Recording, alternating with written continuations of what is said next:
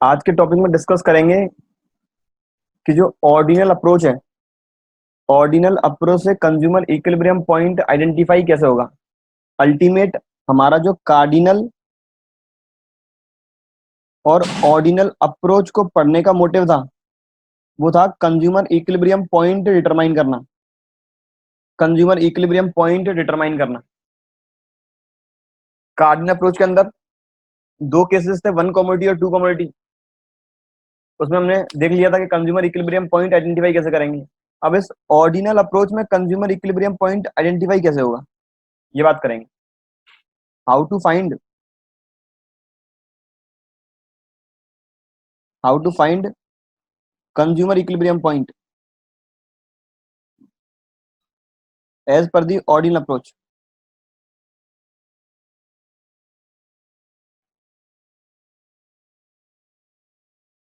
Consumer equilibrium point identify कैसे करेंगे ordinal approach के द्वारा। कंज्यूमर इक्विलिब्रियम पॉइंट आइडेंटिफाई करने के लिए दो कंडीशन है। यदि दोनों कंडीशन सेटिस्फाई हैं तो कंज्यूमर इक्विलिब्रियम पॉइंट डिटरमाइन हो जाएगा, अदरवाइज नहीं होगा। There are two conditions for satisfy consumer equilibrium point. दो कंडीशन है। जो पहली कंडीशन है वो है यदि कंज्यूमर इक्विलिब्रियम में होता है तो उस जगह स्लोप बजट लाइन की और स्लोप इंडिफरेंस कर्व का इक्वल होना चाहिए। बजट लाइन की स्लोप और इंडिफरेंस कर्व का स्लोप इक्वल होना चाहिए। या तो अपन लॉस अपॉन गेन कह सकते हैं या फिर price of X good upon Y. X upon price of good Y. Budget line या तो हम बजट लाइन का स्लोप निकालने का फॉर्मूला है लॉस अपॉन गेन या फिर है price of good X upon price of good Y. और इंडिफरेंस कर्व के स्लोप को बोलते हैं MRS, marginal rate of substitution between good X and good Y. तो जहां पर पहली कंडीशन जो कि है दोनों का स्लोप इक्वल हो जाएगा। दूसरी कंडीशन है IC must be tangent. IC must be tangent to the budget line. IC indifference curve budget line के टेंजेंट होनी चाहिए। टेंजेंट का मतलब केवल स्पर्श करती हुई। ये मेरी बजट लाइन है ए बी और ये मेरा इंडिफरेंस कर्व है।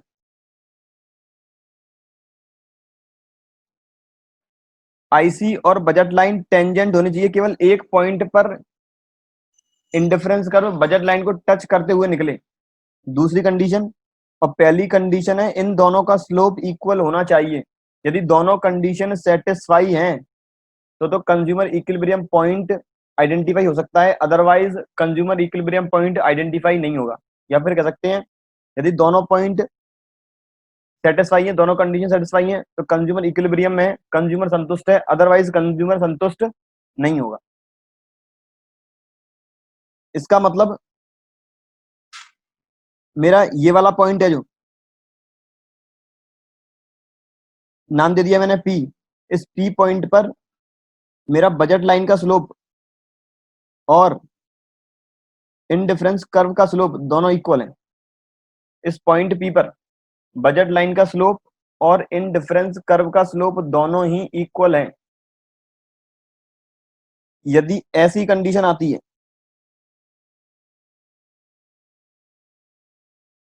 कुछ इस तरह की कंडीशन,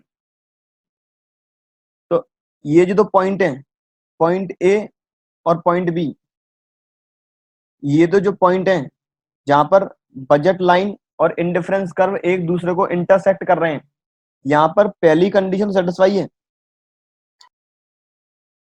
पहली कंडीशन सेटिस्फाई है लेकिन सेकंड कंडीशन सेटिस्फाई नहीं है, क्योंकि सेकंड कंडीशन कहती है आईसी केवल टेंजेंट होना चाहिए, मतलब केवल स्पर्श करता हुआ निकलना चाहिए।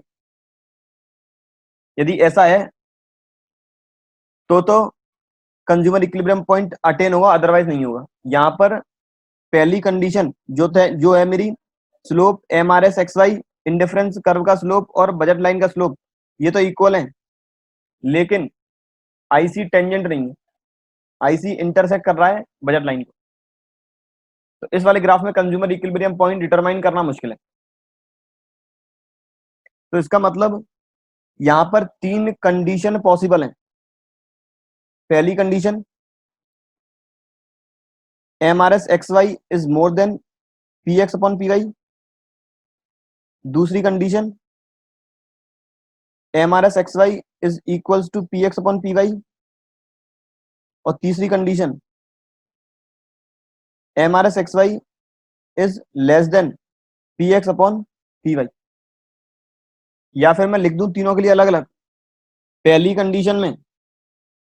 कंडीशन में इंडिफरेंस कर्व का स्लोप बजट लाइन के स्लोप से ज्यादा है। इंडिफरेंस कर्व का स्लोप बजट लाइन के स्लोप से ज्यादा है। दूसरे में इक्वल है। और तीसरे में इंडिफरेंस कर्व का स्लोप बजट लाइन के स्लोप से कम है। ये तीन कंडीशन पॉसिबल है।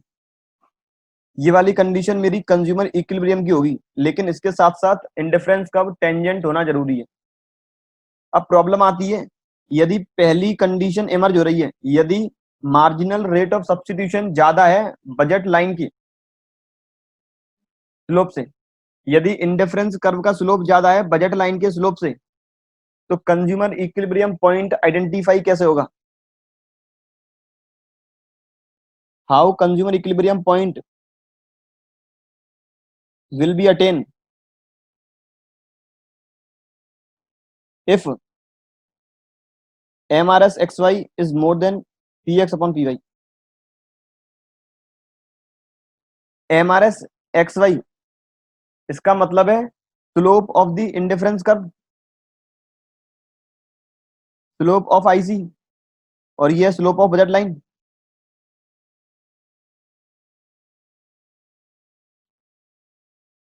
आज सपोज मेरा इंडिफरेंस कर्व का स्लोप आ रहा है 4, बजट लाइन का स्लोप आ रहा है 3। अब 4 3 से बड़ा ही है। मुझे एक ऐसी कंडीशन चाहिए, या तो दोनों साइड 4 4 हो तो कंज्यूमर इक्विलिब्रियम में आ जाए, या फिर दोनों साइड 3 3 हो तो कंज्यूमर इक्विलिब्रियम में आ जाए। अभी मैं इस वाली कंडीशन के लिए क्या करूं? यहां पर 3 कैसे आएगा? बात कर रहे हैं कि ये स्लोप डिक्रीज कब होगी। एक बार मैं वापस टेबल बना दूं, अपने आप समझ में आ जाएगा स्लोप डिक्रीज कब होगा। तुम एक तो ध्यान नहीं दे रहे हो।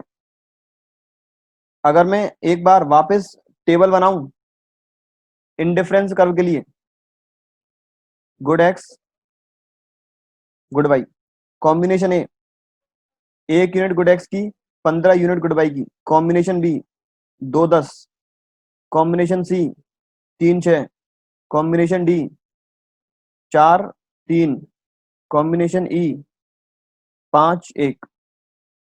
ये मेरी टेबल थी। अब ये तो पता होगा किस जगह मेरा स्लोप आएगा 4।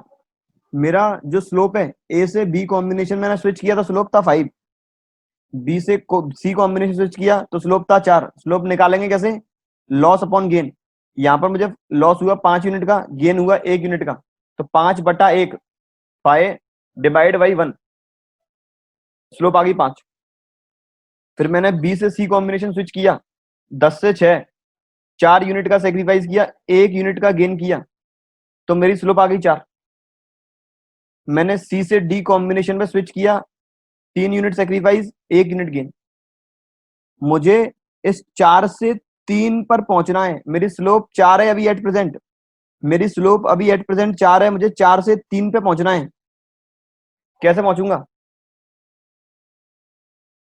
If consumer wants a consumer equilibrium point, और we can say a point where slope of IC will be equals to the slope of budget line. That point will be attained only when consumption of good Y rises. Sorry, consumption of good Y decreases and consumption of good X rises. कि consumer को good Y का जो consumption है वो sacrifice करना पड़ेगा good X की एक एडिशनल यूनिट कंज्यूम करने के लिए, because as we know more and more units consumed by the consumer, or we can say when consumer switches from the one combination to the another. When consumer shift from the C combination to the D combination, its satisfaction or its slope decreases because the shape of indifference curve is convex. After consuming an additional unit of second good, less unit will be sacrificed of the first good, which means slope decreases by each additional unit. At present, slope of IC is more than slope of budget line. At present, slope of IC, that is 4, is more than slope of budget line, that is 3. Consumer should consume less unit of good Y and more unit of good X, so that consumer equilibrium point will be attained. अभी मैं केवल indifference curve के context में बात कर रहा हूं, मैं बात कर रहा हूं अभी केवल इंडिफरेंस कर्व के कॉन्टेक्स्ट में. अब मैं तीसरी इक्वेशन में जा रहा हूं. जब marginal rate of substitution MRS ज्यादा है, सॉरी एमआरएस कम है, इंडिफरेंस कर्व का स्लोप कम है बजट लाइन के स्लोप के कंपैरिजन में. इंडिफरेंस कर्व का स्लोप कम है बजट लाइन के स्लोप के कंपैरिजन में. मतलब यहां पर यदि 3 स्लोप है इंडिफरेंस कर्व का, तो बजट लाइन का स्लोप 4 है. अब कंज्यूमर इक्विलिब्रियम पॉइंट अटेन कैसे होगा? वापस मैं टेबल पर जाऊं. मेरा पहले पॉइंट पर ए से बी कॉम्बिनेशन स्विच किया तो स्लोप आ रहा था 5, फिर 4, फिर 3, फिर 2. आज बजट लाइन का स्लोप 4 है और एमआरएस का स्लोप 3 है. मतलब कंज्यूमर है कहीं इस जगह कॉम्बिनेशन डी पर, कंज्यूमर है कॉम्बिनेशन डी पर इस जगह. हमें चाहिए स्लोप चाहिए 4, स्लोप की वैल्यू चाहिए 4. इसका मतलब मुझे शिफ्ट करना पड़ेगा कंज्यूमर को डी से सी कॉम्बिनेशन की तरफ. It means if slope of budget line is more than slope of indifference curve, then consumer should consume more unit of good Y, less unit of good X, or we can say consumer should shift to the combination above. Consumer should shift to the combination given above, or we can say consumer should switch to the previous combination. Consumer को एक previous combination की तरफ switch करना पड़ेगा. अभी यदि D combination consume कर रहा है तो उसे अब कंज्यूम करना पड़ेगा सी कॉम्बिनेशन, क्योंकि जो इंडिफरेंस कर्व है इसका स्लोप हमेशा डिक्रीजिंग ट्रेंड में रहता है. आज यदि इंडिफरेंस कर्व का स्लोप कम है, बजट लाइन का स्लोप ज्यादा है, तो हमें कहीं ना कहीं एक पिछले वाले कॉम्बिनेशन की तरफ स्विच करना पड़ेगा, क्योंकि वहां पर इसके कंपैरिजन में स्लोप आ रहा होगा ज्यादा. ये तो बात थी इंडिफरेंस कर्व के कॉन्टेक्स्ट में. अब मैं यदि बात करूं बजट लाइन के कॉन्टेक्स्ट में,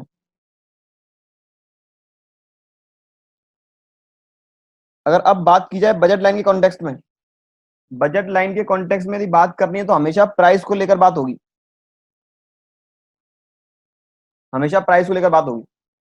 यदि आज इंडिफरेंस कर्व का स्लोप है 4, बजट लाइन का स्लोप है 3, इस जगह मुझे वैल्यू चाहिए 4. अगर मुझे राइट हैंड साइड में वैल्यू चाहिए 4, तो मुझे गुड एक्स की प्राइस इंक्रीज करनी पड़ेगी या डिक्रीज. इंडिफरेंस कर्व का स्लोप 4 है, बजट लाइन का स्लोप 3 है. बजट लाइन का फॉर्मूला है price of good X upon price of good Y. अगर मुझे इस जगह वैल्यू चाहिए 4, तो प्राइस गुड एक्स की इंक्रीज करनी पड़ेगी या डिक्रीज. गुड एक्स की प्राइस राइज होगी या गुड एक्स की प्राइस डिक्रीज होगी. यदि गुड एक्स की प्राइस सपोज 9 रुपए है और गुड वाई की प्राइस है 3 रुपए, तो यहां से आ रहा है वैल्यू 3. अब मुझे इस 3 की जगह लानी है वैल्यू 4, तो गुड एक्स की प्राइस इंक्रीज करूं या डिक्रीज. ये 4 कब आएगा? इंक्रीज. जब न्यूमिनेटर वाली वैल्यू इंक्रीज होगी. तो इसका मतलब if slope of IC is more than slope of budget line, then either price of good X rises, या तो गुड एक्स की प्राइस बढ़े, और price of good Y decreases. यदि गुड एक्स की प्राइस बढ़ती है तब आ जाएगा 4, या फिर गुड वाई की प्राइस हम कम, गुड वाई की प्राइस कम कर दें, गुड वाई की प्राइस कर दें 3 रुपए से लेकर 2 रुपए 25 पैसे, तो आ जाएगा मेरा 4। यदि इंडिफरेंस कर्व का स्लोप ज्यादा है, बजट लाइन का स्लोप कम है। But if slope of indifference curve is less then slope of budget line, in this condition we should decrease either price of good x or we should increase price of good y। तो यही था chapter number 4।